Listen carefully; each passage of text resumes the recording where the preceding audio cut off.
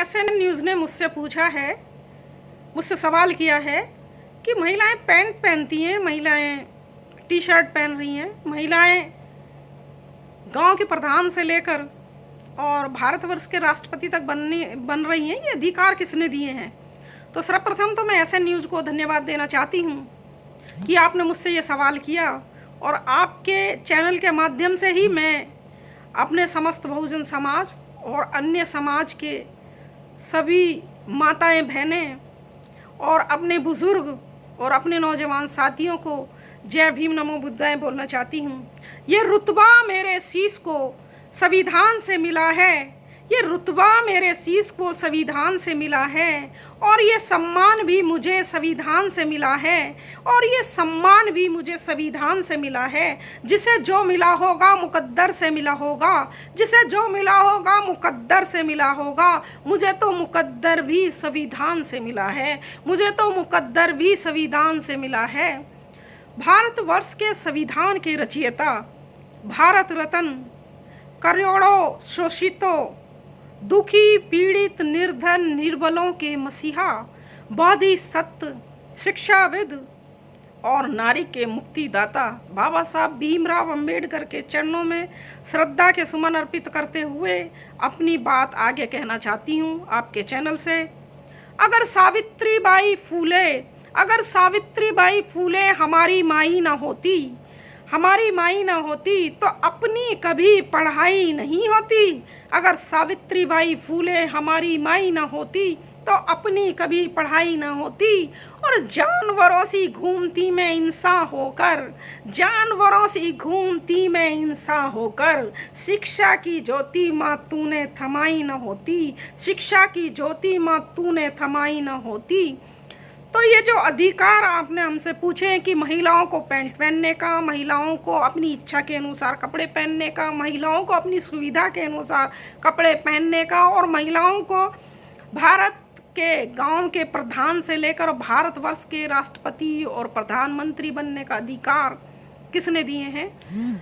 तो ये समस्त अधिकार जब भारतवर्ष में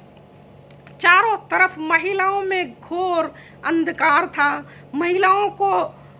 चारों तरफ से अंधकार ने डुबो रखा था और डूबी हुई थी अंधकार में, अज्ञानता में जब महिलाओं का जीवन बीत रहा था, चारों तरफ मनुवाद, पाखंडवाद और अंधविश्वास की जो चादर थी वो सब महिलाओं को ढकाए हुए थी। तो उस व्यवस्था में जब ये था कि शूद्र नारी ना विधेयता, यानी शूद्र और नारी को शिक्षा ग्रहण करने का अधिकार नहीं है, तब ये समस्त अधिकार भारतवर्ष में बाबा साहब भीमराव अंबेडकर ने अपने संविधान में लिखकर हम महिलाओं को दिए। तो महिलाओं को जो भी अधिकार मिले हैं उस नरकीय जीवन से जो निकलनी है महिलाएं, और आज देश की राष्ट्रपति, आज देश की प्रधानमंत्री, आज चीफ जस्टिस ऑफ इंडिया, आज राष्ट्रपति जो बन रही हैं देश में, वो सब बाबा साहब ने अधिकार दिए हैं। तो बाबा साहब ने हमें महिलाओं को, बाबा साहब ने संपत्ति रखने का अधिकार बाबा साहब ने महिलाओं को दिया, बाबा साहब ने समानता का अधिकार बाबा साहब ने दिया महिलाओं को, बाबा साहब ने शिक्षा का अधिकार बाबा साहब ने महिलाओं को दिया, और महिलाओं को बाबा साहब ने ही वोट देने का अधिकार बाबा साहब ने दिया, और देश में चुनाव लड़ने का अधिकार बाबा साहब ने दिया, और बहुपत्नी प्रथा जो बाबा साहब ने अपने संविधान में लिखकर ख़त्म करी, जो हम उस समय पुरुषवाद जो हावी था और उस पुरुषवाद के चलते हुए महिलाओं को जानवरों से भी बदतर समझा जाता था, यानी महिलाओं को कुछ नहीं समझा जाता था। उन्हें एक कहावत उस वक्त की थी कि महिलाओं को पैर की जूती लोग मानते थे, कि जूती को और महिलाओं को ज़्यादा, आप जानते हैं कि पैर की जूते के लिए एक क्या कहावत लिखी हुई है कि पैर की जूती को ज़्यादा सर पर नहीं चढ़ाना चाहिए। तो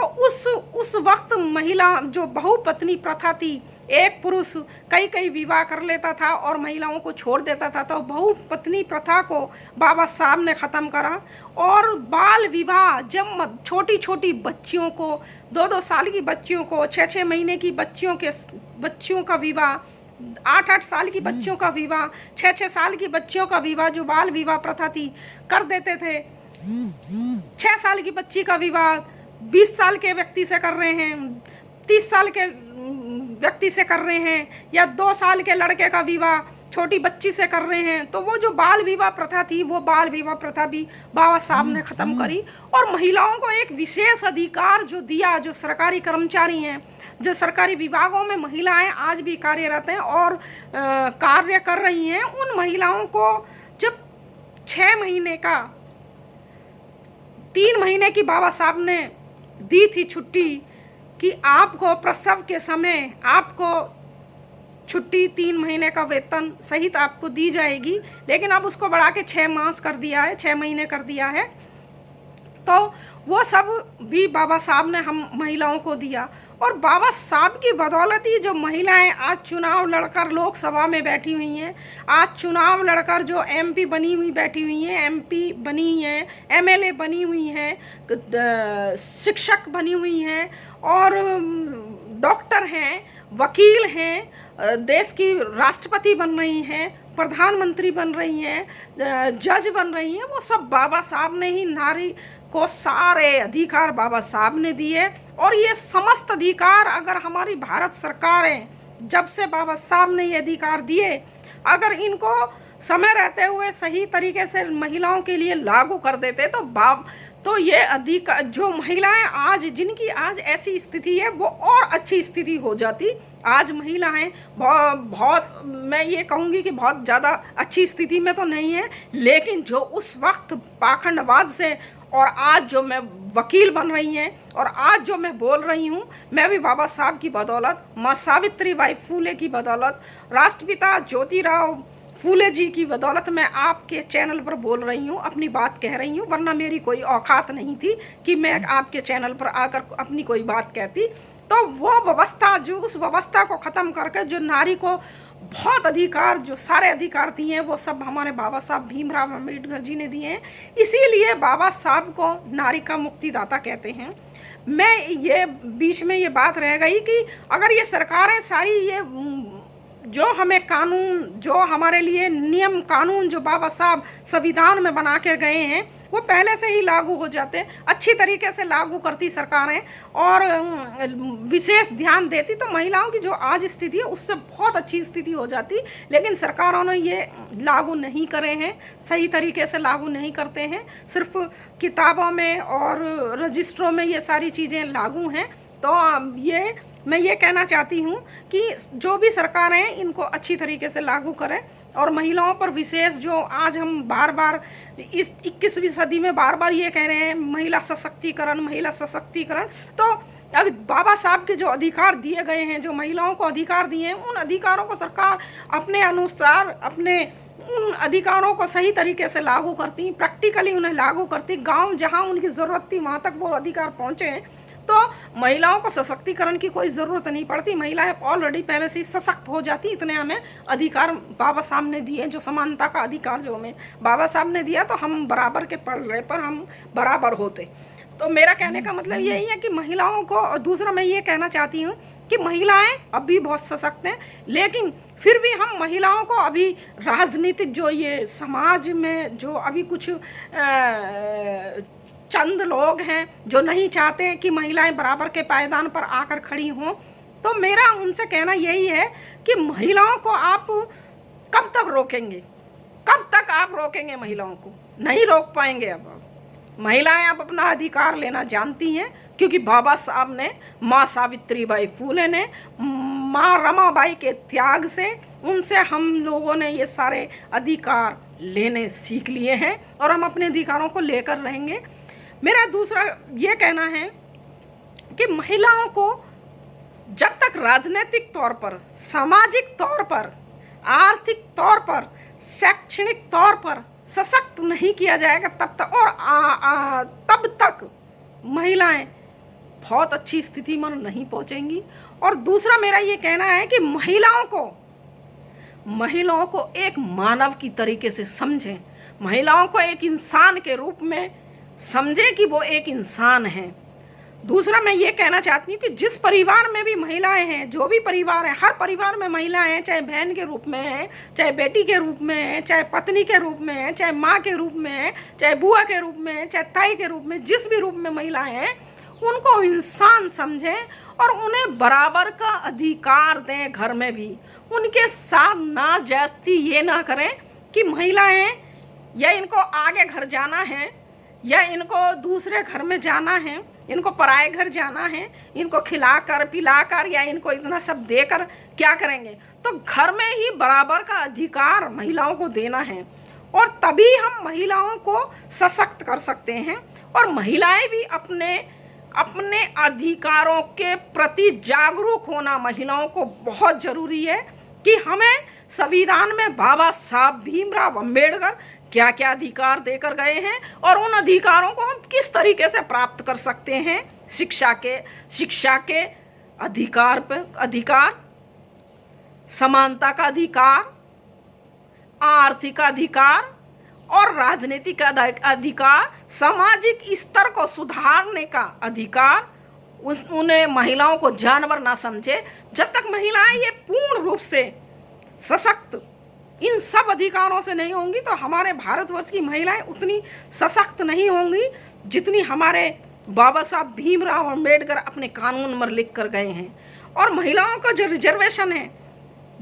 महिलाओं का जो रिजर्वेशन जो रुका पड़ा हुआ है, मैं उसमें ये कहना चाहती हूँ कि महिलाओं को रिजर्वेशन को जल्द से जल्द लागू करें और उस रिजर्वेशन में भी जो हमारे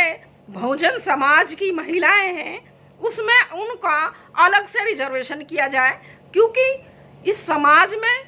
पीड़ित महिलाएं ज़्यादा हैं अन्य समाज की अपेक्षाएं। अन्य समाज की महिलाओं को उस समाज के पुरुषों ने मौका दिया है आगे बढ़ने का। उस समाज में महिलाओं का उच्च स्तर है, हमारे बहुजन समाज में हमारी महिलाओं का उच्च स्तर नहीं है। तो इसलिए हम लोगों को उनके स्तर के बराबर आने के लिए उसमें हमें अलग से भी रिजर्वेशन की या प्रतिनिधित्व की आवश्यकता है। इसलिए हमारा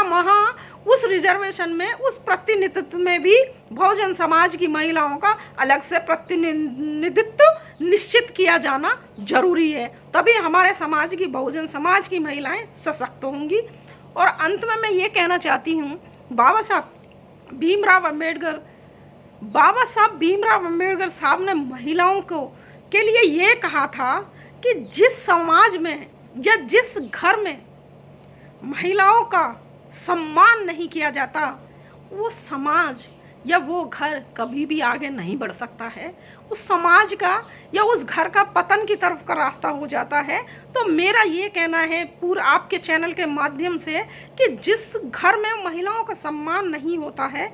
उस घर में खुशहाली नहीं होती है, उस घर में एक द्वेष वाली भावनाएं रहती हैं। इसलिए मेरा सभी से हाथ जोड़कर ये निवेदन है और मैं हाथ जोड़कर ये अपील करना चाहती हूँ कि महिलाओं को आप अपने अपने घर में इंसान के रूप में समझें और महिलाओं को जो अधिकार हमारे बाबा साहब देकर गए हैं, उन अधिकारों को उनसे आप छीनने का प्रयास ना करें। उन अधिकारों को, उन महिलाओं को लेने का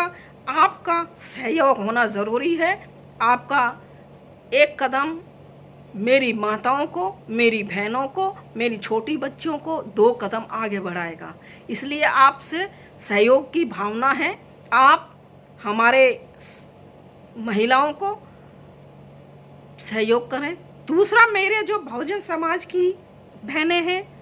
माताएं हैं, छोटी बच्चियां हैं, उनसे मेरा कहना है कि हमें अगर कुछ ढूंढना है,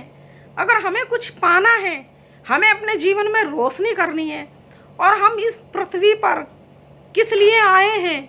क्यों आए हैं और हमें क्या अधिकार दिए गए हैं, उन अधिकारों को कैसे हासिल किया जाएगा, ये इन सब के लिए शिक्षित होना बहुत ज़रूरी है। इसलिए मेरी माताएं बहनों से यही प्रार्थना है कि आप शिक्षा की तरफ ज़्यादा, जो हमें अधिकार मिले हुए हैं, उस शिक्षा ही उस ताले की चाबी है जो सारे तालों को खोल देती है। और राजनीतिक कुछ भी हो, शिक्षा ही राजनीतिक प्रधानमंत्री, राष्ट्रपति, लोकसभा का स्पीकर, एमपी, एमएलए सब बनने का सब शिक्षा से, डॉक्टर, इंजीनियर, मास्टर, वकील बनने का सब कुछ, सारे द्वार शिक्षा से ही खुलते हैं। मेरा जो बाबा साहब ने कहा था, शिक्षा उस शेरनी का दूध है जो इस शिक्षा रूपी दूध को जो पिएगा वो धाड़ेगा, जो इस शिक्षा के महत्व को जो समझेगा वो आगे बढ़ेगा। और मेरा महिलाओं से, मेरी माताओं से, बहनों से यही अपील है कि आप शिक्षा की तरफ ज़्यादा, जहाँ जिस भी स्तर पर आप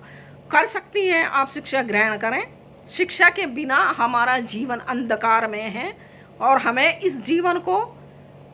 अंधकार में नहीं बनाना है। हमें शिक्षित होकर हमें ये करना है कि हम इस पृथ्वी पर किस लिए आए हैं। हमें पे बैक टू सोसाइटी के लिए काम करना है। हमें जो महिलाएं हमसे पीछे रह गई हैं उन्हें अपने बराबर लाने के लिए, उनके उत्थान के लिए काम करना है। हमें जो महिलाएं नहीं पढ़ रही हैं, नहीं पढ़ सकती हैं किसी वजह से, आर्थिक रूप की वजह से, सामाजिक रूप की वजह से या किसी भी परेशानी की वजह से, तो हमें उनका साथ देना है। अंत में आप सभी को मेरा जय भीम, नमो बुद्धाय। अगर आपने अभी तक हमारा चैनल सब्सक्राइब नहीं किया है तो सब्सक्राइब करें और घंटी का बटन बिल्कुल भी दबाना ना भूलें ताकि सभी लेटेस्ट खबरें पहुंच सकें आप पे सबसे पहले।